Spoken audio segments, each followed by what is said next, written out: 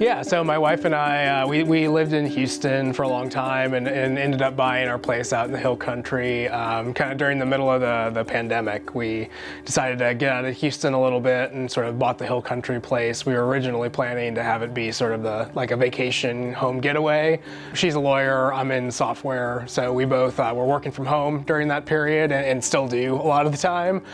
So when we bought this place, we knew that there would be things we would want to do. We'd need to have good internet, reliable power, kind of all those things. And so when we bought the place, we were kind of immediately thinking just about those things, what were the kind of upgrades we were going to want to do, and solar was definitely on the list from the start. I mean, the process was ultimately straightforward once we had all of the components that we needed. So we ended up doing a pretty large bank of batteries, quite a few solar panels.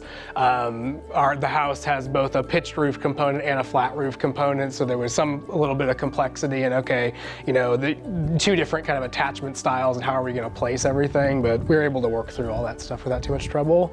We're coming to you live almost a week from the most recent Central Texas ice storm, worst one yet from the perspective of losing power. So we lost power for about 48 hours total, and we were relatively lucky in that regard. A lot of people lost it for a lot longer, but yeah, with the battery backups, we were never totally down. We were never without power. I mean, we did the things you have to do to conserve, right? You can't run the heater full blast necessarily when it's cloudy out and you've got a finite amount of batteries, but we were able to stay in power, relatively warm, relatively comfortable. Out here in the hill country, the whole house is there's no utility water.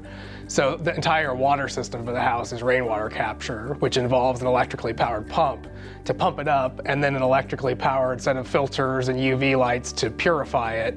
So when we don't have power, we don't have water either. It can become a kind of unfortunate situation pretty quickly, especially during like an ice storm when the road out of here is not passable, so you're kind of stuck.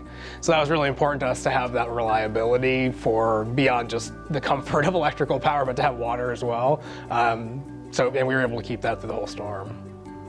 I think it's the battery system, or the battery part of the system is really critical, because that's what lets you kind of that's the part that makes it seamless, right? Like the on-site generation capability is great as far as kind of the net metering capability, the ability to be creating some of your own power during the day, getting some kind of having to buy less from the power company, but it doesn't really solve sort of your uptime, if you will. It still gets dark, and you're gonna if you don't have grid power, you're still gonna be down.